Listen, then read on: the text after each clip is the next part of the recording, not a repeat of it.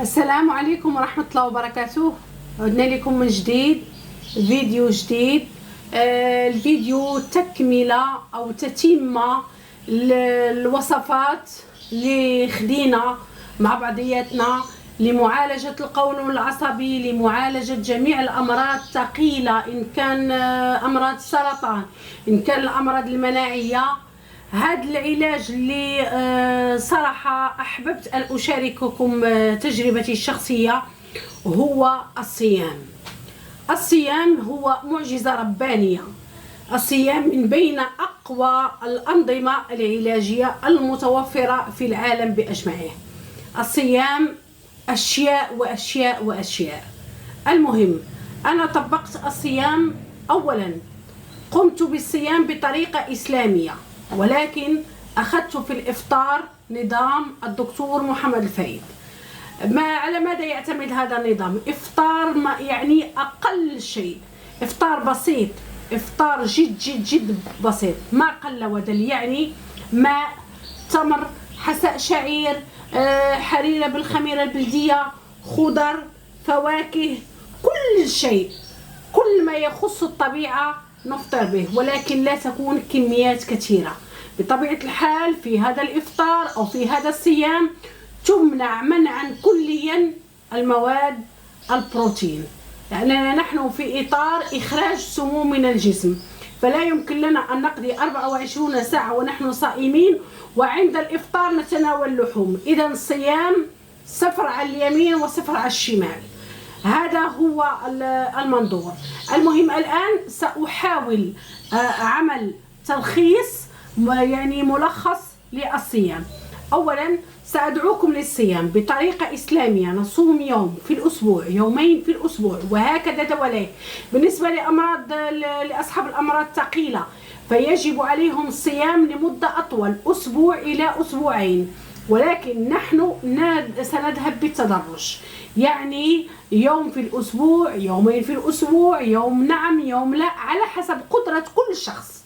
إذن بالنسبة للصيام الجزء الثاني أو الصيام الكلين، صيام غسل الجسم من السموم، وهذا ما سأخوضه معكم في هذه التجربة.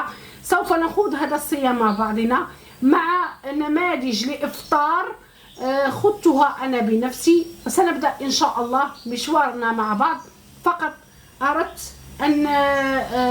أن تكون هناك نبذة صغيرة عن تجربتي مع الصيام. الصراحة بالنسبة للصيام أنا خديت الصيام أيام كثيرة، تقريبا ابتدأت تجربتي بالصيام لمدة 3 سنوات، ولكن يوم قررت أن تكون التجربة، يعني أن أخوضها بجميع ماذا أقول، يعني كانت مغامرة بالنسبة لي، كانت مخاطرة، ولكنني تحملت مسؤولية نفسي. فصمت تقريبا ما يناهز 50 يوم أو أكثر، تقريبا ما يناهز 50 يوم أو أكثر السنة الفارطة، يعني رمضان 30 يوم و10 أيام، وأضفت كذلك 10 أيام. كل ما أصوم كل ما أحس، والله ثم والله عند صيامي أحسست بأن هناك أشياء كثيرة كانت في جسمي ولكن تتوقف، والله توقفت، أشياء كثيرة توقفت. لن أقول الأشياء أو الأمراض التي الآن هي متوقفة، لأن سندخل في إطار لا أريد أن أدخل فيديوهات في هذا الإطار، ولكن سأقول لكم عن تجربة شخصية. أنا تجربتي مع القولون العصبي. القولون العصبي، الصيام أعطاني منفعة، والله منفعة سحرية. الصراحة لسنا محتاجين إلى الوصفات أو الخلطات، نحن نحتاج إلى نظام، يعني كفانا هذه التفاهة الموجودة في العالم بأجمعه، وصفات وخلطات. ليس هناك وصفة أو خلطة سوف تحيي الإنسان من أول وجديد، ليس هناك وصفة أو خلطة ستجعلك من أول وجديد كالحصان، بل هناك نظام. ونقطة أخرى، ما أفسدناه في 20 سنة، 30 سنة، 40 سنة، الناس مستعجلة، يستعجلون 40 سنة ونحن نخوض في نمط عيش غير صحي أو 30 سنة ونريد أن يكون الشفاء في يوم، في يومين، في شهر، في شهرين، في 4 أشهر، لا يمكن نهائيا.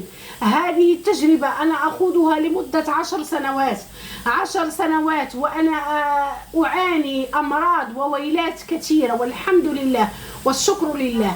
رحمة الله واسعة وثقتي في الله كبيرة، ولكن يلزمكم الصبر. من أراد أن يخوض هذه التجربة فمرحبا به. أنا لا ألزم أي شخص بأن يخوض هذه التجارب، فكل شخص هو مسؤول عن نفسه. إذن حتى لا يكون الفيديو طويل، الآن سأحاول التركيز أكثر على منافع الصيام. بالنسبة لي أنا كنت أعاني من القولون العصبي، وكانت عندي مشكلة في المعدة، كان عندي جهاز هضمي جد هش، يعني جهازي قد اهترأ.